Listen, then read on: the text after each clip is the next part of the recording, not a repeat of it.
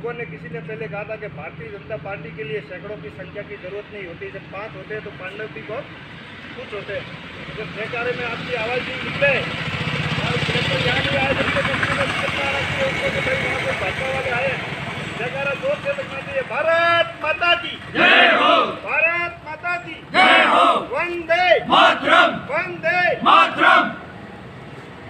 आज भारतीय जनता पार्टी के ओबीसी मोर्चा के तत्वावधान में भारतीय जनता पार्टी के कार्यकर्ता यहाँ एकत्रित हुए हैं और वो इसलिए एकत्रित हुए हैं कि जब से राजस्थान के अंदर कांग्रेस की सरकार आई है और इस कांग्रेस की सरकार के जो कार्य किए जा रहे हैं उन कार्यों का न तो कहीं ना कहीं कोई दिख रहा है कि भाई कोई कार्य हो रहा है, और दूसरी बात हर मुद्दे पर विफल हो रहे। और इन्होंने जब सरकार का जो घोषणा पत्र जारी किया था और जब प्रचार चालू किया था चुनावों का, उस समय उन्होंने कहा था कि हम किसानों के लिए बहुत कुछ करेंगे, हम युवाओं के लिए बहुत कुछ करेंगे, हम बेरोजगार युवाओं के लिए बहुत कुछ करेंगे, मातृशक्ति के लिए बहुत कुछ करेंगे, शोषित दलित और पीड़ित लोगों के लिए बहुत कुछ करेंगे। और मुझे आज दुख हो रहा है कि जिस घोषणा के साथ में ये लोग सरकार के अंदर आए थे, इन लोगों ने पहली घोषणा की थी कि हम किसानों का कर्ज माफ करेंगे 2 लाख रुपए। और हमारे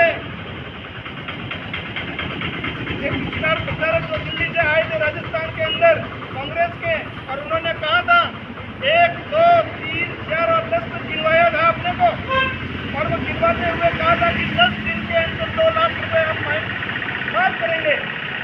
आज 2 लाख रुपए तो माफ करने की कहीं रह गई, 1 रुपया तक माफ नहीं कर पाए और किसानों को ठग लिया और किसानों के वोट ले लिए, वो भी झूठ बोलकर। इसलिए कि आप एक बार बोल के तो चले गए, सरकार बन गई, वो भैया वापस राजस्थान में नहीं आए। मैं इस मंच से कह रहा हूं कि वो अगर जो भाषण दे के गए थे 1, 2, 3, 4 और 10 तक गिनवा कर, और मैं बोला था कि मैं 2 लाख रुपए का लोन माफ करवाऊंगा, और झूठ बोल के गए थे। मैं दूसरे जिलों की बात नहीं करता, लेकिन जब सिरोही के अंदर आएंगे वो, तो मैं जरूर जवाब दूंगा, चाहे उनके कपड़े फाड़ने पड़े, चाहे उनके जूते चलाने पड़े, मैं बोलूंगा कि हमारे राजस्थान के किसानों को ठग के गए तुम लोग। उसके उपरांत युवाओं को, बेरोजगार युवाओं को उन्होंने बोला था कि हम आपको बेरोजगारी भत्ता देंगे। उन युवाओं ने मेहनत की, उनको वोट दिलवाया, आज युवा दर दर भटक रहे हैं। उन लोगों ने कुछ नहीं किया युवाओं के लिए। मातृशक्ति के लिए कहा था उन्होंने कि मातृशक्ति के लिए सुरक्षा देंगे, हम लोग मातृशक्ति को सुरक्षित महसूस करवाएंगे। जैसे ही सरकार बनी, पूरे राजस्थान के अंदर अपहरण, मर्डर ये सब शुरू हो गए। क्यों भाई? आपने तो कहा था अशोक जी कि हम सुशासन देंगे।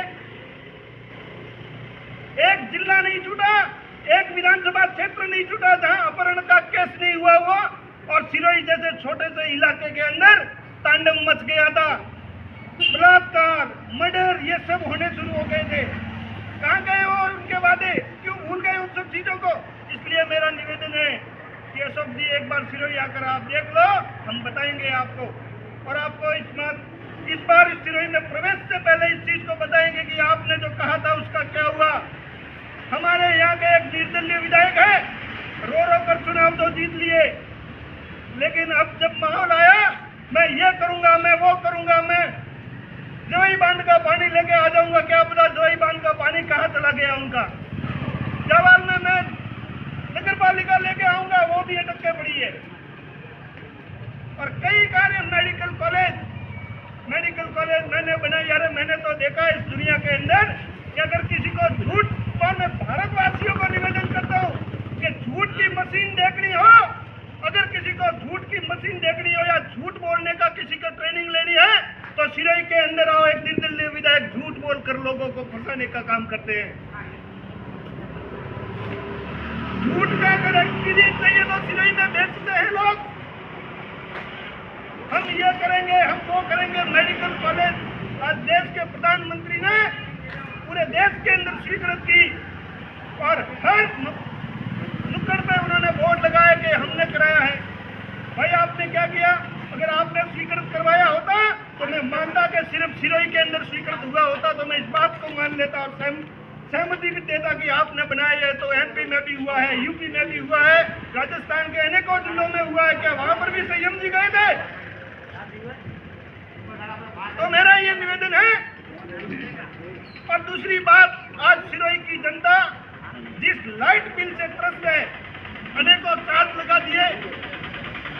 और मैं विशेषकर एक विचार बता देता हूँ कि जनता को ट्रस्ट के अंदर आप चलो, सुरक्षा नहीं दे पाए, प्रशासन सुशासित नहीं रहा आपका। लेकिन एक चीज मैं आपको और बता देता हूँ कि राजस्थान के अंदर अगर किसानों का जो ये आंदोलन करवा रहे हैं, इनको भी आज एक इस मंच के माध्यम से मैं बताना चाहता हूँ कि आप किस मुंह से किसानों को आंदोलन करवा रहे हो, किस मुंह से किसानों के बारे में बोल रहे हो। अगर किसानों के प्रति आपकी सहमति होती, उनके प्रति सहानुभूति होती, तो आपने ये पेट्रोल और डीजल के रेट नहीं बढ़ाए होते। किसान खेती करना छोड़ दिया, उसके कारण उनके जनरेटर लगते हैं कुएं पे, संसाधन है, वे सब चलते हैं, सब डीजल के माध्यम से चलते हैं। और डीजल पूरे हिंदुस्तान के अंदर सबसे महंगा राजस्थान में बिक रहा है। हमारे पास में गुजरात भी है, हमारे पास में हरियाणा भी है, पर अपने राजस्थान से 9 और 10 रुपया कम में बिक रहा है। बोलो क्या सहानुभूति रही किसानों के प्रति आपकी? और किसानों की बात करते हो, ये दोहरा रवैया छोड़ दो। किसानों के प्रति अगर आपकी सहानुभूति होती तो आप किसानों को ये तो बेहताशा जो वृद्धि की है लाइट बिल के अंदर, ये करके उनकी कमर नहीं तोड़ते।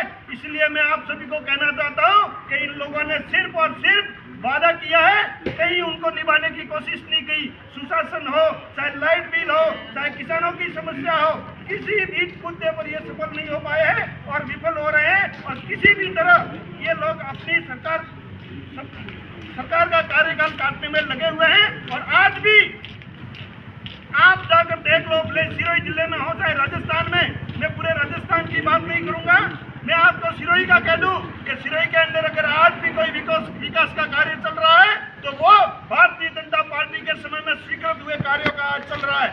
उनका स्वीकृति लेटर एक भी नहीं है, न एक ईंट लगा हुआ है, फिर भी विकास के बोर्ड लगा रहे हैं। क्या पता कहाँ से पैसे लाए। मेडिकल कॉलेज हमने बनाया। अरे लोग धान खाते हैं, विधायक जी इतना पागल मत बनाओ लोगों को।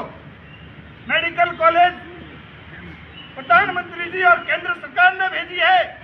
सीवरेज 300 और कुछ ऊपर करोड़ रुपए जो स्वीकृत किए वो भाजपा सरकार करके गई थी। आप खेल मैदान की बात करते हो, मुझे वो स्वीकृति मेरे पास लेटर पड़ा है, आप चाहो तो देने को तैयार होगी। खेल मैदान की स्वीकृति किसने जारी की थी? क्यों झूठ बोलकर लोगों को भी गुमराह कर रहे हो और खुद की नींव कमजोर कर रहे हो? तो साथियों, मेरा निवेदन है कि ऐसे लोगों को पर्दाफाश करो और इन लोगों को जनता के बीच में लाओ कि ये लोग कैसे कैसे कर रहे हैं, कैसा झूठ बोल रहे हैं और झूठ बोलकर अपनी दुकानदारी चला रहे हैं, राजनीतिक दुकानदारी। इनको मुंह तोड़ जवाब देना हमारा धर्म है, हमारा कर्म है और हम करते रहेंगे।